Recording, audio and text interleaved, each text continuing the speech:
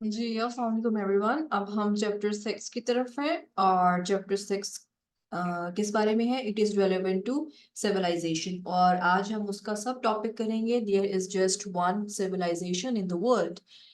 जिन लोगों ने मुझे अभी अभी सुनना शुरू किया है, मैं आप लोगों को बता दूं कि हम 21 लेसन्स फॉर 21st सेंचुरी की पैराफ्रेजिंग कर रहे हैं, कुछ इसको समरी बोल सकते हैं।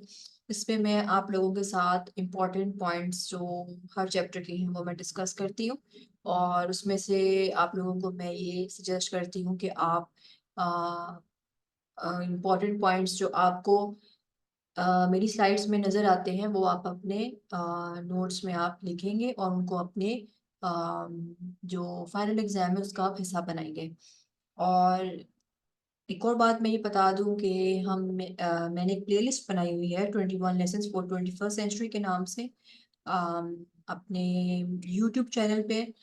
मैंने अपने यूट्यूब चैनल पर 21 लेसन्स फॉर 21st सेंचुरी की मैंने एक प्लेलिस्ट बनाई हुई है। आप क्या कर सकते हैं कि अगर आपको कॉन्टेक्ट समझ में नहीं आ रहा तो आप वहाँ मेरी प्लेलिस्ट में जाएं और शुरू से मेरी वीडियोस को आप सुनना शुरू करें तो आपको ज़्यादा अच्छे से समझ आएगी क्योंकि हर वीडियो पिछली वीडियो से लिंक्ड है। So let's begin. अच्छा, अब हमारा सब टॉपिक क्या है? There is just one civilisation in the world. So मैं आप लोगों को एक और बात बता दूं, जिन्होंने रिसेंटली मुझे सुनना शुरू किया है, जो भी बातें यहाँ पे डिस्कस हो रही हैं वो मेरे ख्यालात नहीं है, वो ऑथर के व्यू पॉइंट्स हैं। So let's begin. Many pundits, politicians, and ordinary citizens believe that the Syrian civil war, the rise of the Islamic State, the Brexit mayhem, and the instability of the European Union all result from a clash between Western civilization and Islamic civilization. So here the author is trying to say कि आपने खुद भी इसको सुना है और आपको खुद भी पता है कि यहाँ पर ऑथर क्या बात कर रहे हैं कि सिविलाइजेशंस के दरमियान क्लैश है, वेस्टर्न सिविलाइजेशन और इस्लामिक सिविलाइजेशन के माबीन। Just as in nature, different species fight for survival according to the remorseless laws of natural selection, so throughout history, civilizations have repeatedly clashed and only the fittest have survived to tell the tale. ये एक common sense की बात है कि अगर civilisations के दरमियान clash आ रहा है तो इट मीन्स कि जो सबसे जो फिट सिविलाइजेशन है वो जो है रहेगी और जो बाकी सारी सिविलाइजेशन है या वो ख़त्म हो जाएंगी या वो जो फिटेस्ट सिविलाइजेशन है उसके अंडर आ जाएगी। आप लोगों को पता है कि जितनी भी स्पीशीज हैं इस दुनिया में वो फाइट करती हैं for survival according to the remorseless laws of natural selection. हमें पता है कि बहुत सारी चीज़ें हमारी लाइफ में ऐसी हो रही होती है जो कि फेवरेबल नहीं होती, लेकिन हम उसको एक नेचुरल लॉ के तहत हम फाइट कर रहे होते हैं उसके अगेंस्ट और हम अपने काम सर अंजाम दे रहे होते हैं। तो इसी तरीके से सिविलाइजेशंस ने भी जो है वो क्लैश किया है with remorseless laws of natural selection. और फिर उसमें से हम ये देखते हैं कि सिर्फ जो उसमें से फिटेस्ट सिविलाइजेशन होती है सिर्फ वो सर्वाइव करती है और फिर वो लोगों को बताती है कि वो कैसे शुरू हुई। देखिए, इसमें कुछ वर्ड्स हैं, मैं आप लोगों को मीनिंग्स नहीं अब साथ बता रही एग्जैक्टली क्योंकि मैं चाहती हूँ कि आप भी कुछ वर्किंग करें ताकि चीज़ें आपके माइंड में बैठे। आप देख सकते हैं कि यहाँ पे एक वर्ड है मेहम, सही है। आप इसको सर्च करें, देखें भाई इसका क्या मतलब है। जो मैंने आप लोगों को टास्क दिया हुआ है 5 वर्ड्स वाला हर डे करने का, उसमें से देखें आपको आज इस स्लाइड में 2 वर्ड्स मिल गए हैं। ये एक रिमोर्सलेस लॉज है, ये हो सकता है आपको थोड़ा मुश्किल लग रहा हो इसका क्या मतलब है। तो आप देखिए, इसको सर्च करें और अपने पास जो है वो वोकैबलरी की जो आपने बुक बनाई है या अपने नोट्स बना रहे हैं या रजिस्टर में आप नोट डाउन कर रहे हैं, आप वहाँ लिख सकते हैं और आपकी वोकैबलरी में खुद ब खुद इजाफा होता चला जाएगा। Muslim countries will never adopt Western values, and Western countries could never successfully absorb Muslim minorities. I think ये चीज़ क्वाइट ऑब्वियस है हमें कि जो मुस्लिम कंट्रीज हैं वो वेस्टर्न वैल्यूज को अडॉप्ट नहीं करेंगी और जो वेस्टर्न कंट्रीज हैं वो मुस्लिम मिनॉरिटीज को उस तरीके से अपने अंदर जम नहीं कर सकेंगे। As Pankaj Mishra and Christopher de Bellaigue M सॉरी अगर मैं ये गलत प्रोनाउंस कर रही हूँ, have convincingly argued radical Islamists have been influenced by Marx and Foucault as much as by Muhammad, and they inherit the legacy of 19th century European anarchists as much as of the Umayyad and Abbasid caliphs. Once again, guys, I'm sorry कि मैंने कोई word गलत pronounce किया है. लेकिन असल मकसद इन videos का यही है कि आपको मेन चीज समझाई जाए कि आर्ग्यूमेंट्स जो हैं आप कैसे पेपर में देते हैं और हो क्या रहा है दुनिया में, क्योंकि बुक का क्या नाम है 21 lessons for 21st century. So author is basically saying कि जो मुस्लिम कंट्रीज हैं वो कभी भी वेस्टर्न वैल्यूज को अडॉप्ट नहीं करेंगी. आपने देखा है कि ये क्लैश ऑफ सिविलाइजेशन जो है ये बड़ा एक हॉट टॉपिक है जब भी सीरियस की बात होती है. तो आप देख लें कि आपको कुछ आर्गुमेंट्स इधर से भी मिल रहे हैं. सही है. आप जो है ये वाले देखें, ये वाली जो चीजें हैं आप जो है कहीं ना कहीं अपने पॉलिटिकल साइंस में भी यूज कर सकते हैं. सही, कहीं ना कहीं आप ऐसे में भी एज एन आर्ग्यूमेंट आप यूज कर सकते हैं अगर कुछ इस तरह का टॉपिक आता है which is relevant to clash of civilisations.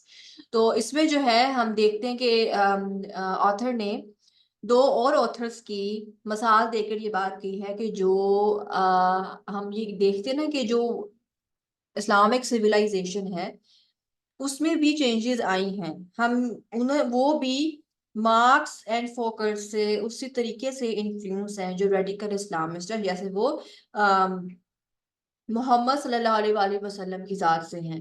और वो 19th सेंचुरी के जो एनार्किस्ट जो यूरोपियन थे उन्होंने वो लेजेंसी भी इनहेरिट की हुई है, जैसे कि वो लेजेंसी अपने उमैयाद और अब्बासिद कैलिफ से इनहेरिट करते हैं. तो कुछ चीजें बताई हुई हैं यहाँ पे ऑथर ने इन सेंस के जो अगर हम ये कहें कि इस्लामिक सिविलाइजेशन अपनी ही एक यूनिक इस्लामिक सिविलाइजेशन है तो ऐसा नहीं है. उसने बहुत सारी चीजें जो हैं यूरोपियन एनार्किस्ट से जो है इनहेरिट की हुई हैं. ठीक है, फिलोसफर से इनहेरिट की हुई हैं. और मैं बार बार बता दूं कि ये मेरा व्यू पॉइंट नहीं है, ये ऑथर का व्यू पॉइंट है. Human groups, all the way from small tribes to huge civilizations, are fundamentally different from animal species, and historical conflicts greatly differ from natural selection processes. तो हम क्या देखते हैं कि जो इंसानों के जो ग्रुप हैं, जैसे कि हम स्मॉल ट्राइब से लेके हम ह्यूज सिविलाइजेशंस तक की बात करें तो वो जो है एनिमल स्पीशीज से डिफरेंट हैं. और historical conflicts greatly differ from natural selection processes. और ये जो हम जो है इंसानों को एनिमल स्पीशीज से रिलेट कर रहे होते हैं, ऐसा नहीं है. सही है, ह्यूमन ग्रुप्स जो हैं वो एनिमल स्पीशीज से डिफरेंट है. Yes, human groups may have distinct social systems, but these are not genetically determined and they seldom endured for more than a few centuries. So जो ह्यूमन ग्रुप्स हैं उनके आपको पता है डिस्टिंक्ट सोशल सिस्टम्स होते हैं जो कि जेनेटिकली डिटरमिन्ड नहीं है. सही है. तो वो बस क्रिएट करते हैं सोशल सिस्टम्स, लेकिन ज्यादा मतलब हम ये बात करें कि ज्यादा देर वो रहते नहीं है. मतलब कुछ सेंचुरीज रहेंगे उसके बाद एक और सोशल सिस्टम आया होगा. लेकिन एनिमल्स के केस में ये चीज डिफरेंट होती है. The unratified preamble of the European Constitution begins by stating that it draws inspiration from the cultural, religious, and humanist inheritance of Europe, from which have developed the universal values of the inviolable and inalienable rights of the human person, democracy, equality, freedom, and the rule of law. देखिए आपको पता है कि हम जो हैं constitution पढ़ते हैं पॉलिटिकल साइंस में. ये बात जो है आप वहां पर भी कहीं ना कहीं कोट कर सकते हैं और आप रेफरेंस दे दें 21 lessons for 21st century by युval नोह हरारी का. और उसमें आप देख लें कि क्या लिखा हुआ है ऑथर ने कि ये जो यूरोपियन कॉन्स्टिट्यूशन का जो अनरेटिफाइड जो प्रियम्बल है वो कहाँ से स्टार्ट होता है या उसने कहाँ से इंस्पिरेशन ली है. उसने ली है cultural, religious and humanist inheritance of Europe. मतलब उसने वहां से उसने उस चीज को इनहेरिट किया है जिससे कि यूनिवर्सल वैल्यूज क्रिएट हुई हैं of the inviolable and inalienable rights of the human person, democracy, equality, freedom and the rule of law. यानी कल्चरल, रिलीजियस एंड ह्यूमनिस्ट जो विरासत है यूरोप की, वहां से जो है यूरोप ने अपने कॉन्स्टिट्यूशन में human person, democracy, equality, freedom and rule of law, इस तरह के जो इनवायलेबल एंड इनएलिएनेबल राइट्स हैं वो डेवलप किए हैं। मैं यहाँ पे आपको फिर दोबारा बता दूं, I am not going to tell you the meaning of these words, why, because I want you guys to search them. अब आपको यहाँ पे हो सकता है ये अनरेटिफाइड का वर्ड समझ ना आ रहा हो, आप इसको सर्च करें गूगल पे, इसका मतलब जैसे मैंने आप लोगों को बताया हुआ है कि आप लोगों ने कैसे 5 वर्ड्स को सर्च करना है, जो मैं आपके साथ हर मंथ एक स्केड्यूल शेयर करती हूँ, उसमें मैंने आप लोगों को बताया हुआ है। जिन्होंने मुझे अभी ज्वाइन किया है, मैं बता दूं कि मेरे यूट्यूब चैनल पर प्ले लिस्ट है सीएसएस प्रेपरेशन रोड मैप के नाम से। सो आप वो सुने, आपको आइडिया होगा कि मैं monthly month wise schedule share करती हूँ, और उसमें मैंने आप लोगों को बताया हुआ है कि आप लोगों ने क्या करना है हर मंथ। प्रीएम्बल आप देख सकते हैं इसका क्या मतलब होगा। फिर यहाँ पे कुछ वर्ड्स होंगे, इनवायलेबल आपको हो सकता है इसका मतलब ना पता हो। इनएलिएनेबल ये बहुत इंपॉर्टेंट वर्ड है, ये हम अक्सर यूज कर रहे होते हैं अपने ऐसे में, अपने आंसर्स में हम ये वर्ड बहुत यूज हो रहा होता है, ठीक है। तो आप इसको सर्च कर लें, आपको इतने वर्ड्स तो आज के ही रिकॉर्डिंग में जो है वो मिल जाएंगे। In truth, European civilization is anything Europeans make of it, just as Christianity is anything Christians make of it, Islam is anything Muslims make of it, and Judaism is anything Jews make of it. Simple सी बात है, यहाँ पे author जो है आपको पता है कि चैप्टर ही सिविलाइजेशन का, तो वो सिविलाइजेशन के हवाले से बात करें कि सिविलाइजेशन बेसिकली क्या होती है। जो यूरोप की सिविलाइजेशन है वो वही होगी जो यूरोपियंस बनाते हैं। इसी तरीके से जो मज़हब होता है, वो मज़हब भी वही होता है जो उसके मानने वाले उसको बनाते हैं। क्रिश्चियनिटी है वो एक ऐसी क्रिश्चियनिटी जो है ये एक ऐसा मज़हब है जिसको क्रिश्चियंस बनाते हैं। इस्लाम जो है एक मज़हब है जिसको मुसलमान बनाते हैं। जुडिज्म जो है वो एक ऐसा मज़हब है जिसको ज्यूस जो है बनाते हैं। उसमें ऑब्वियसली आप चेंजेस लोग करते रहते हैं उल्मा की मदद से, जो उनके बड़े बड़े स्कॉलर्स होते हैं उनकी मदद से वो जो है जो जो करंट जो सिचुएशन होती है या जो करंट चेंजेस आ रही होती हैं एनवायरनमेंट में, उसके हिसाब से जो है वो लोग चेंजेस भी करते हैं। और जो है आपको पता है कि हमारे मजहब में भी इज्तिहाद का कॉन्सेप्ट है, सही है। तो उसके मुताबिक जो है वो लोग जो हैं चीज़ों को चेंज करते हैं, और यही जो है चीज़ें, यही जो मज़हब है ये फिर आगे जाके सिविलाइजेशन में क्रिएट हो जाता है। जैसे अगर इस्लाम है तो उसकी एक इस्लामिक सिविलाइजेशन है, अगर कोई यूरोप है जैसे कि हमने बताया था कि अभी हम पीछे ही बात कर रहे थे कि ये जो क्लैश ऑफ सिविलाइजेशन है, वेस्टर्न सिविलाइजेशन, तो वेस्टर्न सिविलाइजेशन जो है उसमें कहना कि जो उनका रिलीजन है वो भी इंपॉर्टेंट रोल अदा करता है, सही है। इसी तरीके से जो हमारी इस्लामिक सिविलाइजेशन है उसमें हमारे मजहब का जो होता है वो मेन रोल होता है, और मजहब जो है उसको कौन क्रिएट करता है, जो उसके मान है, जो उसके फॉलोअर्स हैं, ठीक है, वो उसमें जो है वो उसको फॉलो करते हैं, और फिर वो आगे वो उसको क्रिएट करते हैं कि जी देखिए हम इसके फॉलोअर्स हैं और हमारे रिलीजन में ये चीज है, सही है। तो इस तरह की बातें जो है वो ऑथर यहाँ पे कर रहे हैं। Similarly, a human group such as the Germans may come to define itself by the very changes it underwent. Once we were Nazis, but we have learned our lesson and now we are peaceful democrats.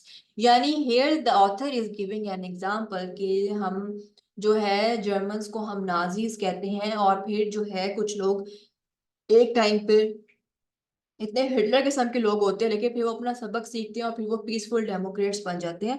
So here the author is trying to say कि इंसान जो है, इंसान है या civilisation है, वो जो है उसमें चेंजेस आती रहती, कोई भी चीज़ परमानेंट नहीं होती। जहाँ एक ज़माने में हम जो है जर्मन्स के बिल्कुल हम अगेंस्ट थे, अब हम जर्मन्स को उस तरह से तो नहीं हम कंसिडर करते, अब वो पीसफुल डेमोक्रेट्स हैं, सही है।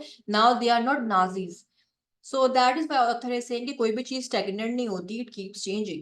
People often refuse to see these changes, especially when it comes to core political and religious values. इसमें हम क्या बात हो रही है कि लोगों को असल में वो चेंज नजर नहीं आता। यानी कहने का मतलब है कि ये वाली चीजें तो चेंज हो जाती हैं। हम अब अपेरेंटली अगर हम ये देखें, अभी हमने जर्मनी के कॉन्टेक्स्ट में बात की तो हमने ये कहा कि जर्मन जो थी वो कभी नाजिस थे, उन्होंने सबक सीखा और वो जो है पीसफुल डेमोक्रेट्स बन गए। लेकिन कुछ लोग होते हैं जो अक्सर जो है इन चेंजेस को मानने से इनकार कर देते हैं। कैसे? खास तौर पे उन चेंजेस को जो कि core political and religious values होती हैं, उनमें वो चेंज नहीं लाते।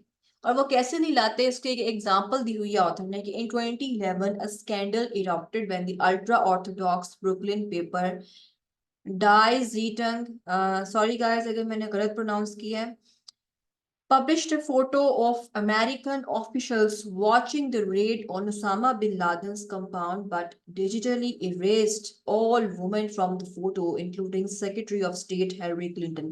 Let me tell you guys कि हमारे यहाँ आप लोग अगर गौर करें, पाकिस्तान में भी एक जो लिबरल हैं और जो इस्लामिस्ट लोग हैं, ठीक है, उनके दरमियान भी आपस में एक क्लैश कहीं ना कहीं चल रहा होता है। और फिर एंड पे ये नतीजा निकलता है कि जितने भी जो अल्ट्रा ऑर्थोडॉक्स किस्म के जो लोग होते हैं ना, वो वुमेन को कम्प्लीटली उनकी एग्जिस्टेंस से जो है वो कम्प्लीटली उनके एग्जिस्टेंस को निगेट कर देते हैं।